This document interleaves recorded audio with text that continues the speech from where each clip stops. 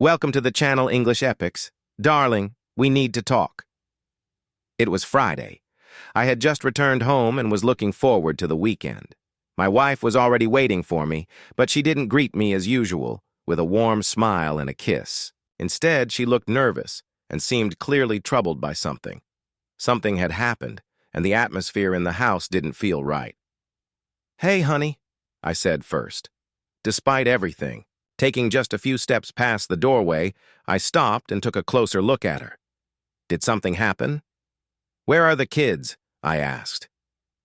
It was Friday evening, and by this time, our children were always home. "The kids are with my mom until Monday." "John, I need to talk to you. I have to tell you something, and I need you to listen and try to understand." "God, this is going to be so hard," she said, biting her lip and looking away.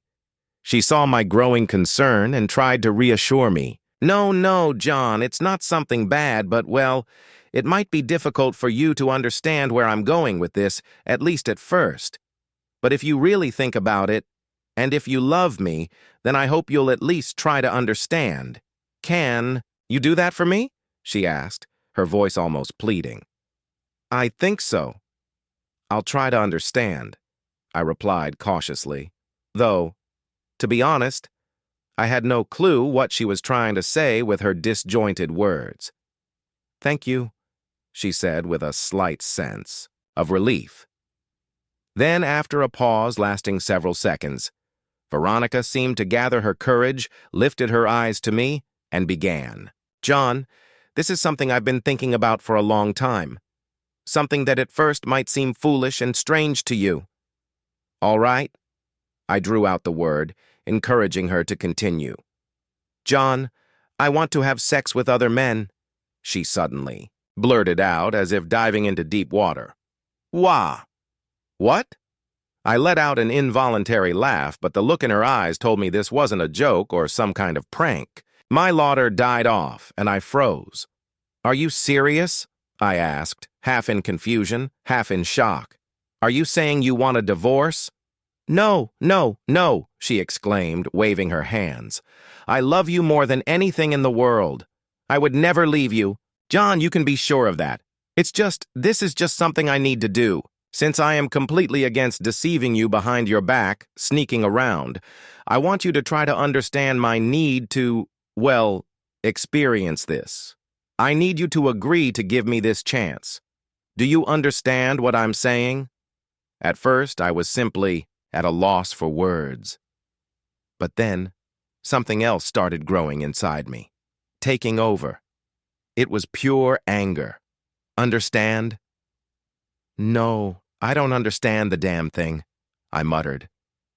"And I'm not agreeing to anything like this. John, I... My sharp reaction shook her a little, but not enough to make her abandon her carefully planned approach. "I'm going to do this, whether you like it or not. I hoped I could make you understand this. My need. I have never cheated on you and had no intention of doing so now. That's precisely why I am informing you in advance. I promise to take all precautions and never deny you anything in our bed." But she could see that my thoughts were drifting far away at that moment, and her words weren't registering in my mind. I no longer heard her ramblings, or maybe I did, but I wasn't reacting the way she thought I should.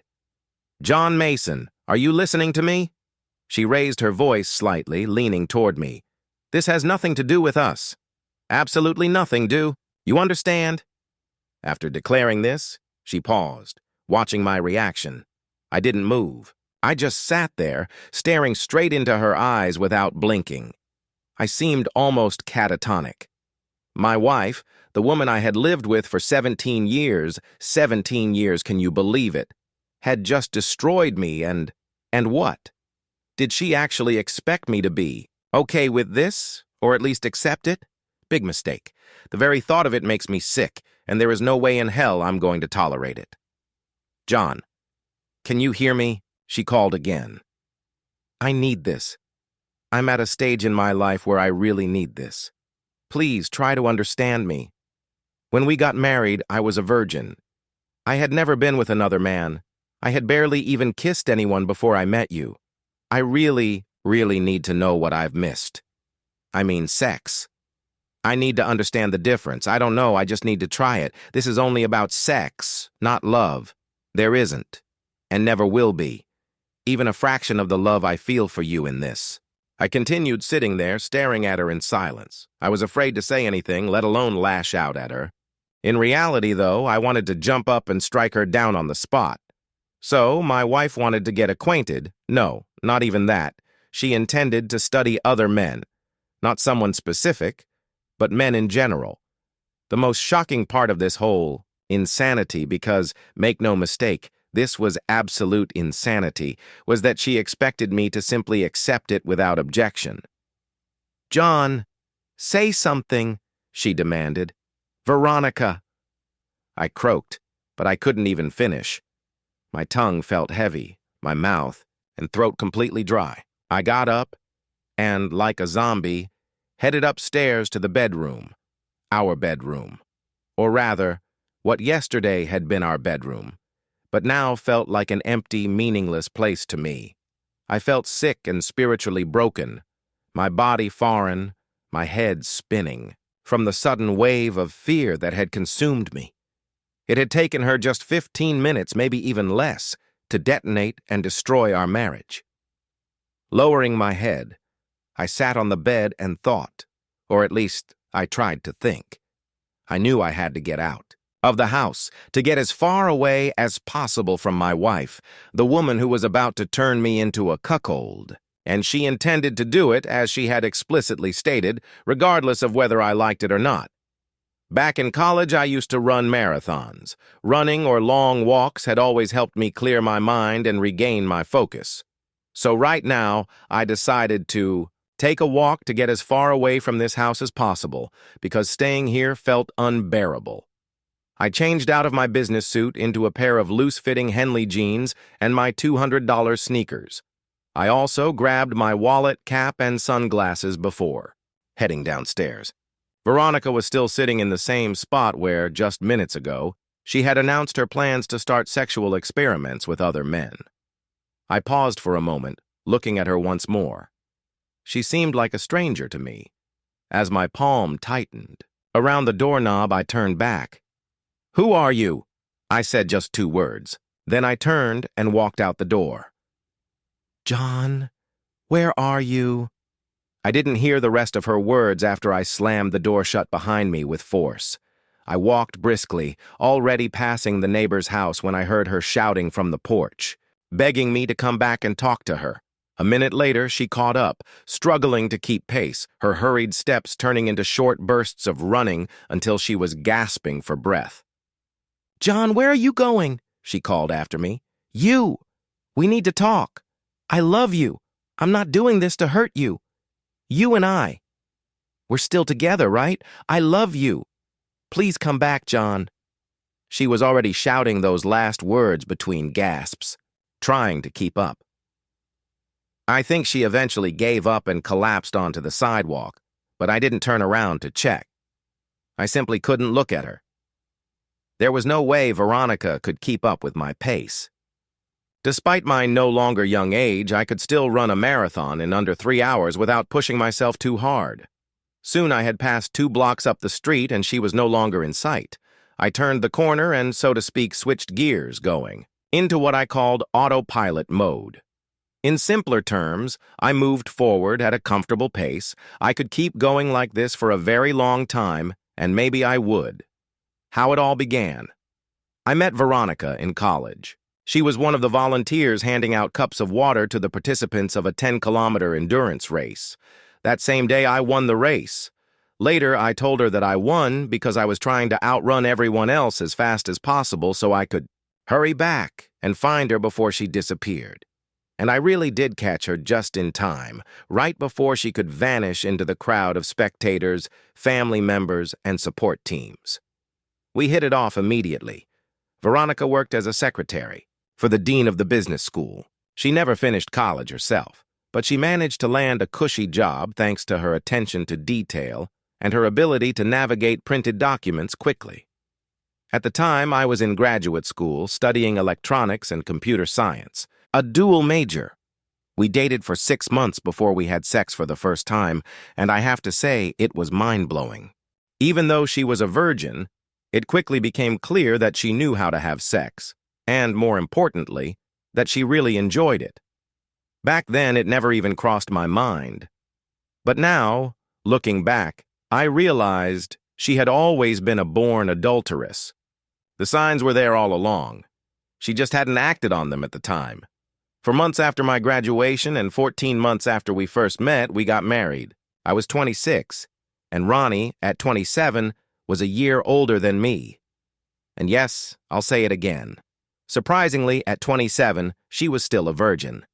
Kelly and John Jr. were born in the 9th and 10th years of our marriage, respectively, and everything was just perfect. Ronnie continued working as the dean's secretary, while I was a computer systems engineer at Peters, a company specializing in cutting-edge research and development for the military.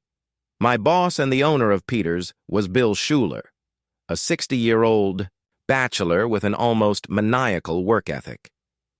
My relationship with Bill wasn't just that of an employee and employer. Over the years, we had become close friends. By this point, Veronica and I had been married for 17 wonderful years, or at least, I thought they were wonderful. Apparently, Veronica thought otherwise. In the past few months, Ronnie had become, well, let's just say, more tense and irritable. Nothing too drastic, just moments when she was short with me and, less frequently, with the kids. The latter led to a couple of heated arguments between us. Being a little sharp with me was one thing, but snapping at the kids, that was something I wasn't going to tolerate. Thinking about this problem, I assumed that Veronica might be going through some changes in her life. I wasn't particularly well-versed in female biology, but I did know something about the subject. I had planned to look into it further, but I simply never found the time. Now, with every step I took away from home, I regretted not figuring it all out sooner. Emergency phone call. "I don't know where your brother is, Bobby. John just got up and walked out of the house, and I haven't seen him since 5 on Friday evening," Veronica complained. "That's why I'm calling you. I've been worried sick about him this whole time, and I'm desperate. I'm really scared. Bobby, tell me, what should I do?" Roberta Mason could have been my wife's twin, and more than once they had been mistaken for sisters. Both had cascading red curls that fell over their shoulders, slender figures, and the most adorable freckles scattered across their faces and upper chests, features any man could only dream of.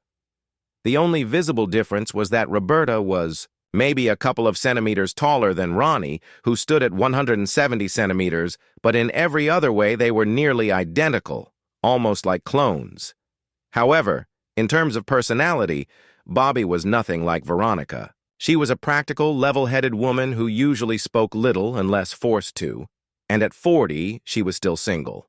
No, Bobby wasn't a lesbian, but she valued her independence, and that was simply who she was. "We're talking about our John, my brother?"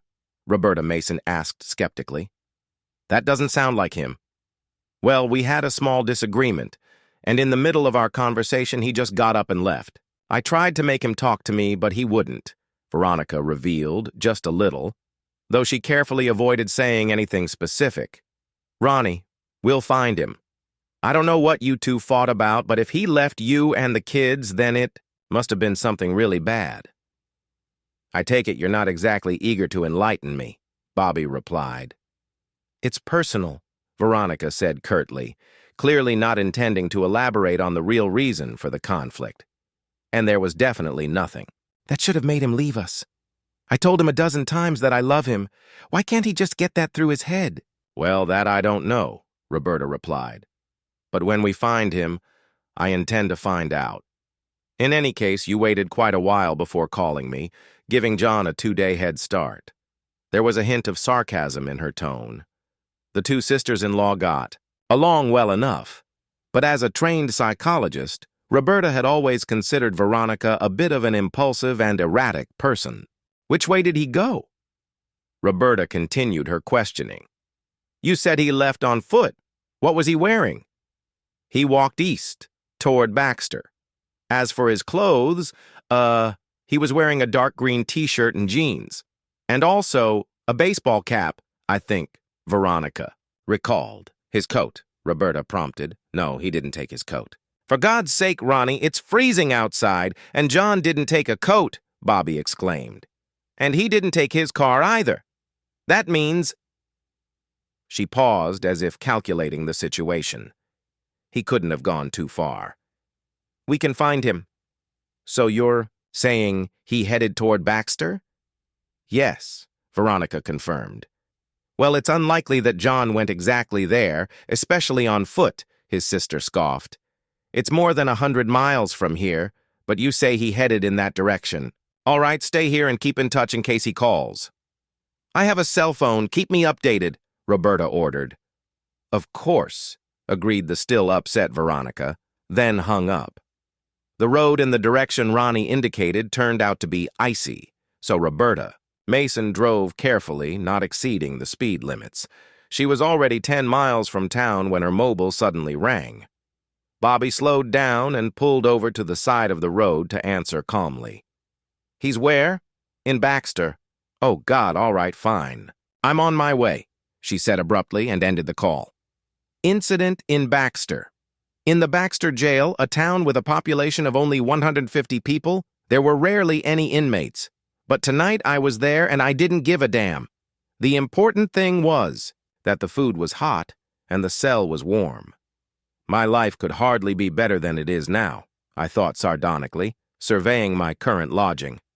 After some time, I heard the steel door at the end of the corridor creak and clang open. I couldn't see who had shown up in this local lockup, but the approaching footsteps warned me that this someone had probably come for my soul. I was the only prisoner in this place, so there was no room for error. Well, sailor, came my sister's not-so-friendly voice, followed by her appearance before me. I suppose you're proud of yourself. I stared at her. So, she called you, I stated, the obvious in a half-affirmative tone. Yes, but I was already on the road looking for you, and you'd better have a damn good reason for wandering around the countryside on foot and without a coat, mister. You know you have kids at home and a wife who's terribly worried about you, Roberta scolded me angrily. Oh, Suyur, of course, I drawled sarcastically. The kids, maybe, but definitely not Veronica. She didn't tell you the real reason, did she? And no, I don't think so, Roberta said, her eyes narrowing. She only mentioned that you two had a fight, and then you left the house. She also said she begged you not to go. There's nothing better than telling a half-truth to shift the blame onto someone else, I scoffed. So yeah, we really did have a little disagreement, as she calls it. It was pretty hard for me not to explode considering she openly stated that. She intended to have sex with other men. Whether I liked it or not, I relayed the main point to my sister. Roberta's face showed no emotion. What did you say? She asked, as if she hadn't heard me. Am I stuttering? Or did I not make myself clear? I snapped. She told me about her plans to start sleeping with someone other than me, whether I liked it or not. Naturally, I exploded, and I needed to get out of there. So now here I am, warm and cozy, I concluded, patting my cot. The guard rattled his keys, unlocked my cell door, and stepped aside, shaking his head. It seemed he sympathized with me over the mess I had landed in, through no fault of my own. The three of us headed toward the front of the intake area. You've been released on bail, but you'll have to return here by Friday for your court hearing, said Morgan, the jailer, looking at me with all seriousness. He handed me some papers, but I just grabbed them without even looking. I could do that later. Look, just pay the fine. Next Friday, he confidentially recommended. It's just a minor offense. Of course, you'll still have to cover the damages, but that'll be the end of it. I nodded, agreeing with the logic of his advice. The bar fight in Baxter was essentially trivial, but still a couple of chairs had been broken, one of the tables was damaged, and in addition, a mirror was shattered. The barmaid, who didn't seem like the most pleasant woman, pointed to me as the main troublemaker, which is why the local law enforcement dragged me out of there and tossed the rowdy drunk into a cell to cool off. Well, I had indeed earned it, and didn't protest. In any case, I was too drunk to say anything coherent in my defense. The entire 2-hour drive home, my sister interrogated me. After I retold my story in more detail, she remained silent for a while. Then Bobby launched into her professional analysis. Right now, I was her patient, and she was going to provide her help, whether I liked it or not. Oh, women. John, women of a certain age go through changes that men just can't understand, she lectured. It's a hormonal issue and it scares us. These changes can make us feel anxious, out of place, and a whole lot more, she explained. Bobby, I'm not an idiot, but other women don't go out and sleep with random men just to feel better, I responded sarcastically, yet firmly. Actually, they do, John, she countered. 60% of men, 40% of women cheat on their spouses during marriage. That's the main reason for the 52% divorce rate recorded in our state. Right now, Veronica is going through this phase of her life, and she needs your support. I was about to say something, but she raised her hand to stop me. No, John, I'm not saying you should let her sleep with other men. But what you need to do is talk to her, take her firmly by the hand, and lead her out of the state she's in. She needs you right now, and I'm afraid this process will take some time. Women at her, Bobby corrected herself, at our age, need their men to be strong for them, to support them, and to be their rock. Bobby, I'm willing to do anything to help Veronica get through this, I responded. But if she lets another man stick his tool inside her, it's over between us. I was adamant. No ifs, no ands, no buts, never. And just so you know, sis, if she disrespects me, I will do everything in my power to destroy both her and her lover. Or lovers. Bobby fell silent again, staring at the road ahead as if lost in thought. I hated when she did that. For some reason, I always felt like she was silently judging me in those moments. Then our conversation gradually shifted to less serious topics. Did you really walk 100 miles in 2 days? She asked me with some skepticism. Yeah, so what? I snorted. I can do it, and I did. I just needed to clear my head. Oh, sure, no. Big deal. But I say, what you did was one hell of a feat, especially considering the freezing cold outside and the state of the roads this time of year. What the hell were you thinking? She lashed out at me sarcastically.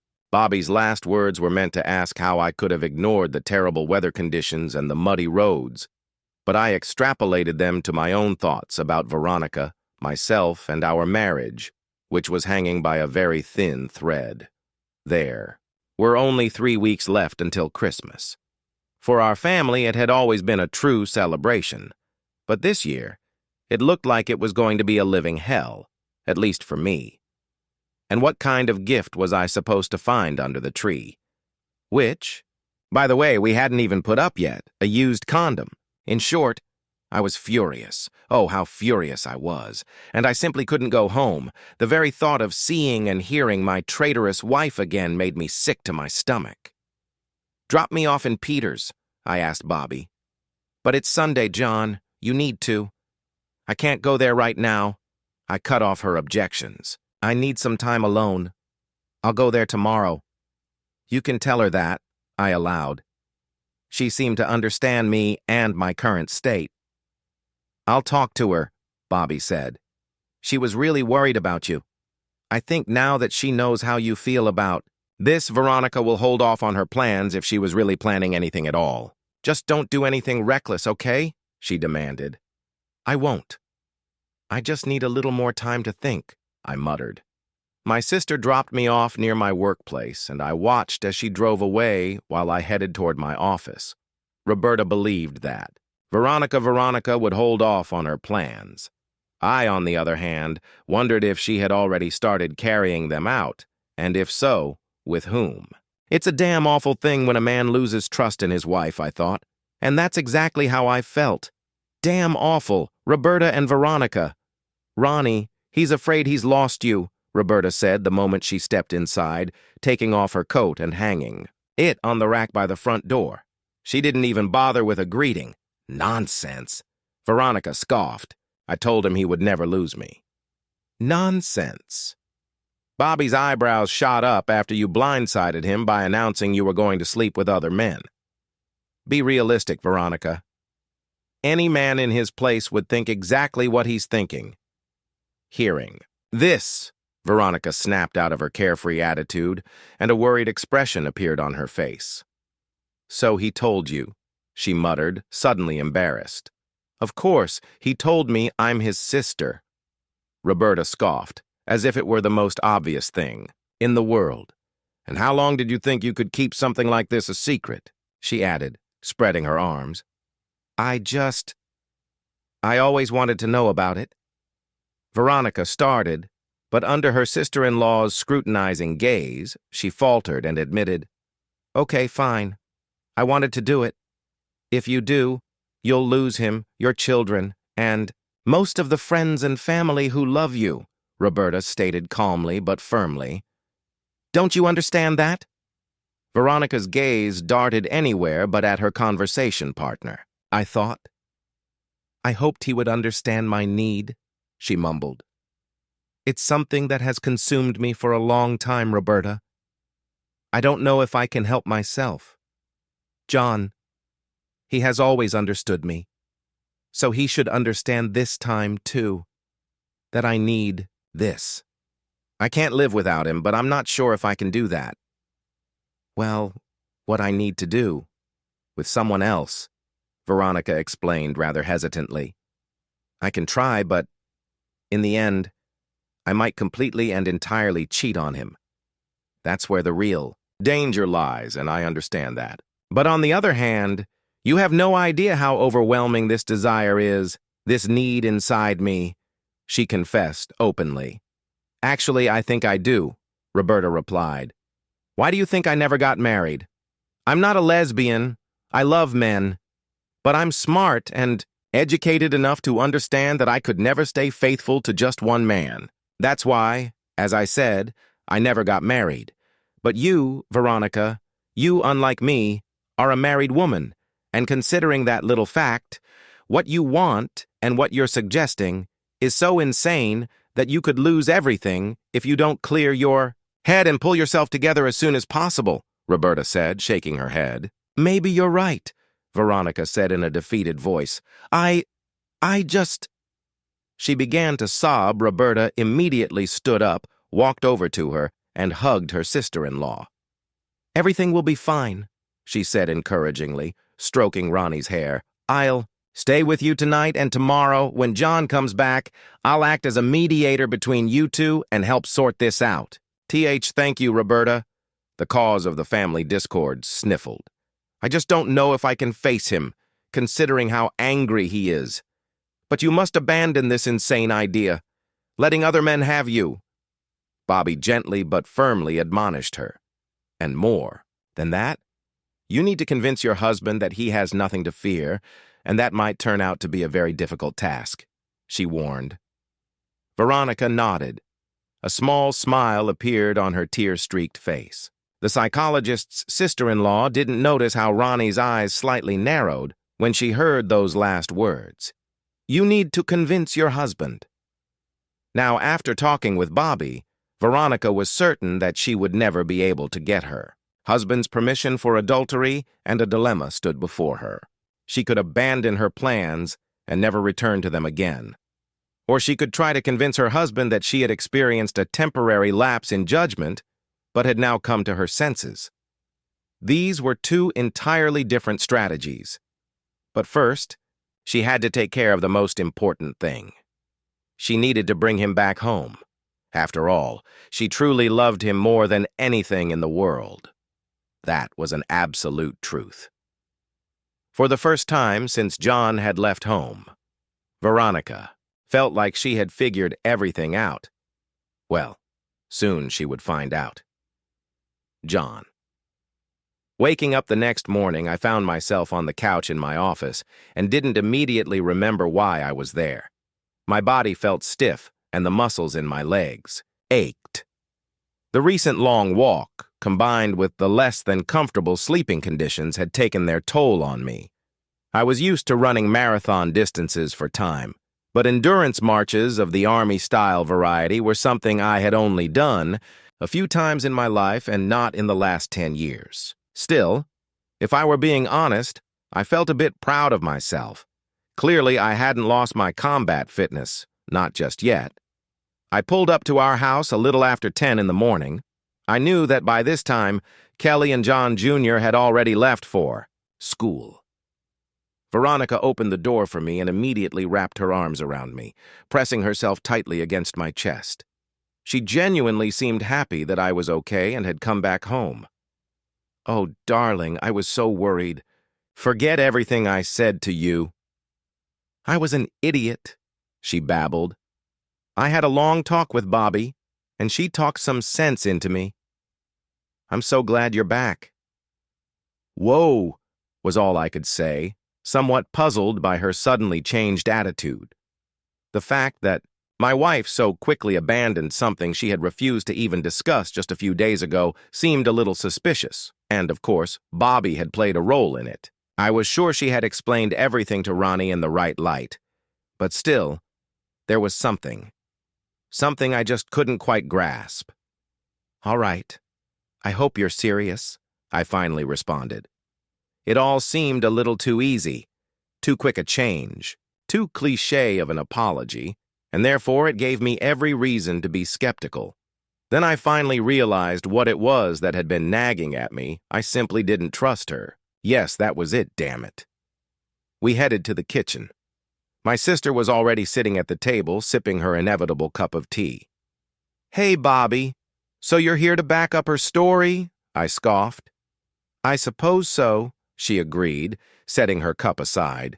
"We had a long and thorough conversation, John. She understands everything now. I hope you too can work through this.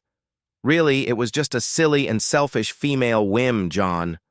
I nodded, acknowledging the psychologist's opinion. However, no matter how much I respected Bobby and her professional skills, I had no intention of taking anything at face value. Not after the scene Ronnie pulled on Friday. Bobby hadn't seen or heard it, but for me, it was burned into my memory, so deeply that not even a pickaxe could pry it out. For the next few days, Veronica behaved as meek as a lamb, doing everything she could to calm me down. I had almost started to accept Bobby's analysis about it being just a silly female whim. When that was Thursday, the phone rang. I picked up, caught something unintelligible in the background, and then, whoever it was, ended the call. Weird, very weird. For some reason, I didn't mention the call to Veronica. I cranked my mental gears, trying hard to recall exactly what I had heard in the background, and then it finally clicked. It was just a couple of words, and they sounded like call, cell, oh-ho. Call me on my cell. That must have been it. Well, I headed upstairs, hoping I wasn't wrong in my guess. Aha, just as I thought. Her phone was lying on the vanity, and my hand immediately grabbed it. I checked my wife's call history right away. Most of the numbers she had dialed or received calls from were familiar to me. I only wrote down the 6 numbers I didn't recognize. And now, a triumphant grin spread across my face, like that of a lucky bastard who had just caught a sly fly in his fist. Oh, it was no coincidence that I had the highest security clearance.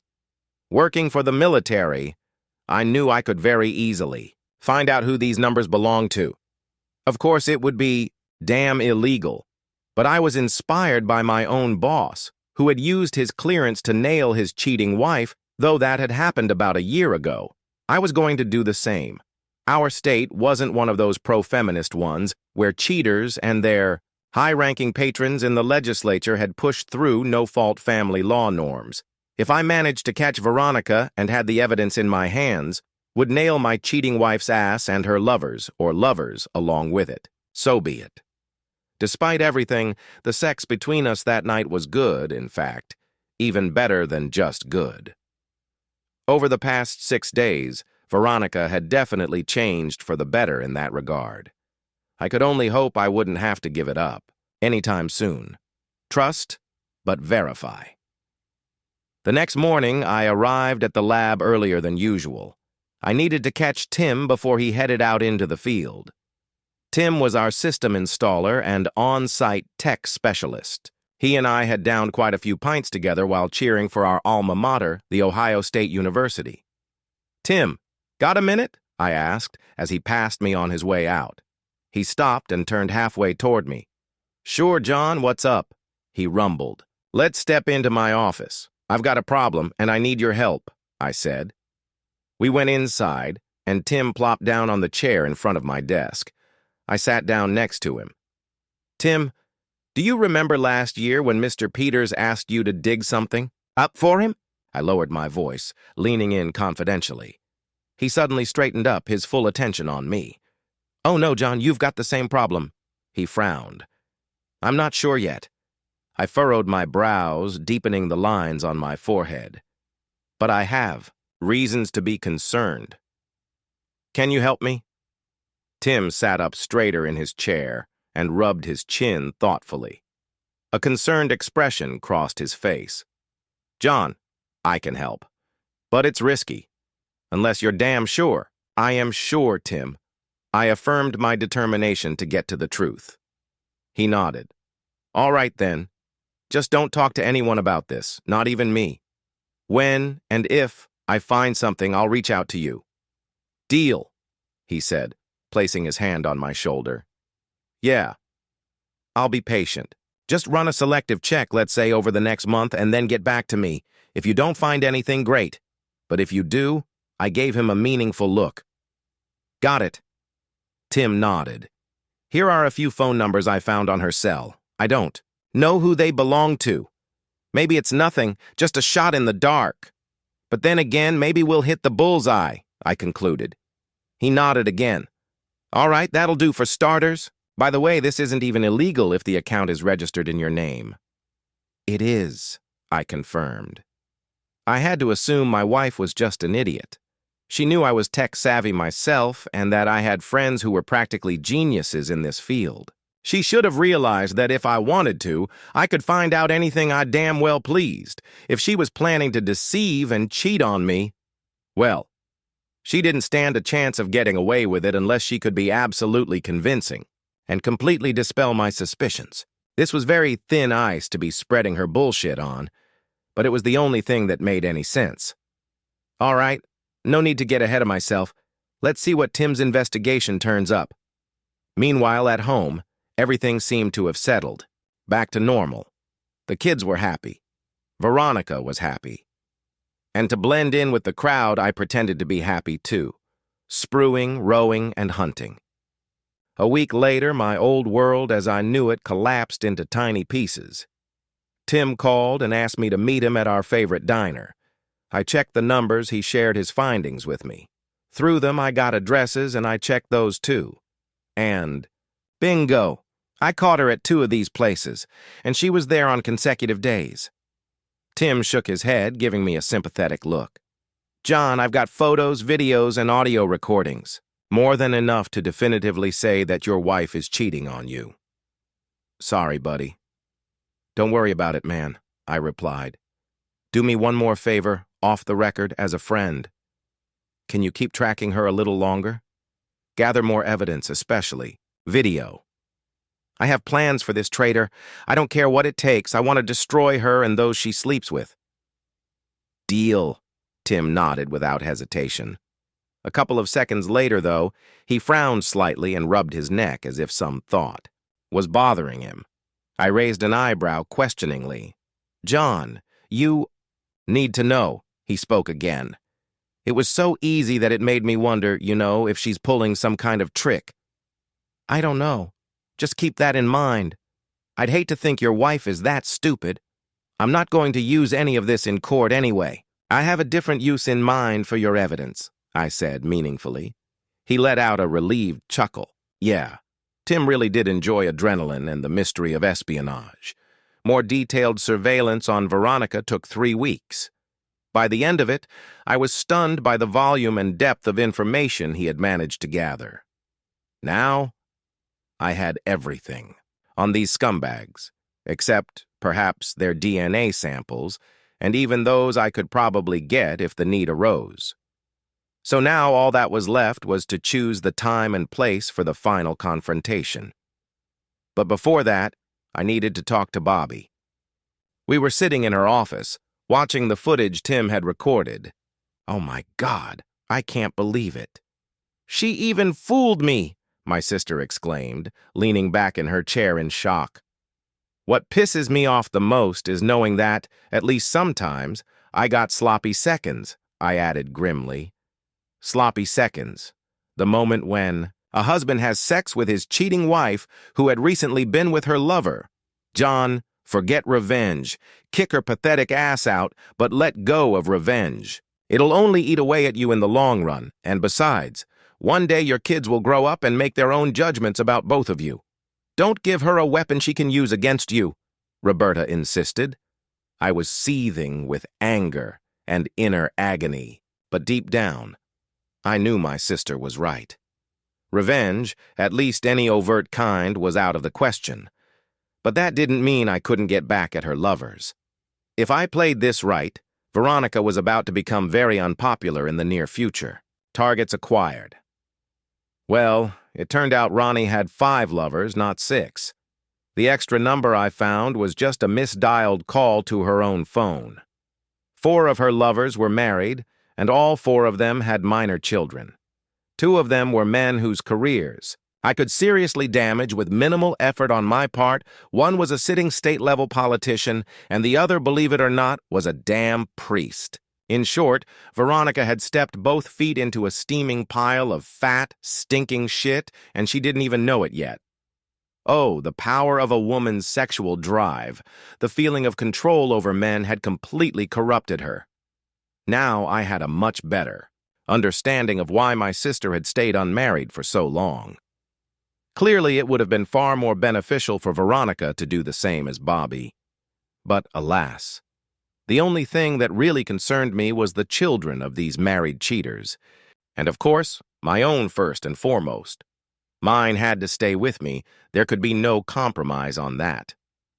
Yes, I would allow Veronica to visit them whenever she had free time, but not one of her buddies would ever be allowed anywhere near them or have any contact with them. I planned to leave her the house but take everything else, the kids, and I would move into a very nice 3-bedroom apartment in a condominium near the new elementary school they would all be attending. These were my plans before it was time to go to war. My tech-savvy friend blurred my wife's face in 5 of the most disgustingly depraved video recordings and made the necessary number of copies for the wives and other key people in the lives of these 5 bastards. 2 more copies were made for submission to a carefully selected news channel to deliver a knockout blow to both the politician and the priest involved in adultery with Ronnie. Besides that, I was also considering suing the 5 assholes, but that would leave Veronica exposed to messy legal battles. And I needed to protect her to some extent, ultimately to protect my children. Well, in this matter, at least partially, I had followed Bobby's advice. As I was making the final preparations, it occurred to me that in the future, technology might very well put an end to extramarital affairs. Catching these idiots was becoming far too easy when one click changes everything. On D-Day, I arrived at work earlier than usual and stared at my computer. Everything had been set up in advance and was ready to go. 1 double click and 4. Husbands would very soon become 4 ex-husbands, while another guy might find himself spending his days singing hymns in some remote monastery. It was time. I double-clicked the mouse. Let hellish retribution begin. I smirked, picturing myself as Joshua at the walls of Jericho, while the once impenetrable walls of their comfortable lives came crashing down on their heads, burying those bastards beneath the rubble. I informed my department head that I was taking the rest of the day off and headed home. I wondered how long it would take before Veronica found out the news, and if she would even find out at all. Just in case, I loaded one of the recordings into the video player and turned on the TV. With a single press of a button, she would see herself in all her glory, starring in several very explicit clips. Without a doubt, that would mark the end of many things, including our marriage. While waiting for my wife to return, I went upstairs to take a nap. But before that, One last thought crossed my mind. I walked over to our home phone, grabbed the notepad lying beside it, and scribbled a short message on one of the pages. It contained just 2 words, play video. An hour later, I heard the garage door open and then close. Then came the slam of her car door. Veronica was home. I waited for what would happen next at the top of the stairs, more or less hidden from view. I watched as she stopped in front of the television and read the note attached to it. After hesitating for a few seconds, Ronnie leaned over the video player and pressed the play button. It was clear she was nervous. From where I stood, I couldn't see the video playing, but less than a minute passed before Veronica fainted. The video, with all its obscene positions and sounds, kept playing. That's when I walked down the stairs and turned off the player. "Darling, we need to talk." My wife regained consciousness about half an hour later. The whole time, I sat on the couch waiting for her to come to. Lifting herself from the floor, she scanned the room with a dazed look until her eyes landed on me. "I guess you hate me, don't you?" She exhaled weakly. "You guessed right," I confirmed. Do I have no chance?" she asked, apparently just in case. "None," I shook my head firmly. "I'll give you the house. The kids will live with me. Everything else, stocks, bonds, savings, stays with me. If you don't fight these terms, I'll allow you to keep at least some shred of self-respect. If you decide to fight me, then I'll destroy you. This isn't a threat. It's a warning. Please forgive me, John. I don't know what to say. I needed to do this, or at least I thought I did." "I'm so sorry," she began to mumble. "I believe you're sorry, Veronica, but what you did is absolutely unforgivable. It's far beyond the line. I told you, I warned you. Now it has come crashing down on you, and on your scum, your men as well, as we speak. Their once comfortable lives are falling apart. If I were you, I wouldn't bother answering any calls for a while. From what I understand, you won't be very welcome in their circles anymore." I stood up from the couch, ready to leave Veronica to figure out how to deal with the mess she had created with her foolish fantasies and desires. "I've already rented an apartment," I informed my soon-to-be ex-wife as a parting note. "After school today, Bobby will take the kids there. You'll be allowed to visit them whenever you want, but don't you dare bring any of your lovers with you ever. Do you hear me?" She nodded. To her credit, she still hadn't started crying or making excuses. I figured the tears would come about 2 minutes after I walked out the door. Well, my mission here was complete. All of Veronica's married lovers got divorced by their wives and were financially cleaned out, harshly but fairly, by their rightfully outraged spouses. The priest was transferred somewhere else, and I never found out where. The politician is now selling used cars. He doesn't seem to be doing too well in that business. Veronica still works as the dean's secretary.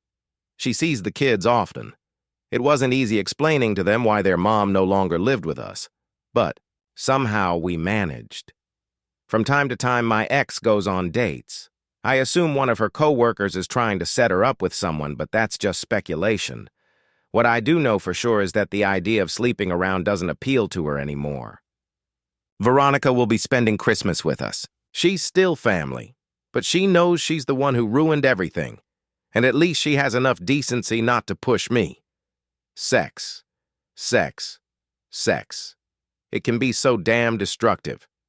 Thank you for listening until the end. See you in the next episode of English. Epics, take care of yourself and your loved ones. Goodbye.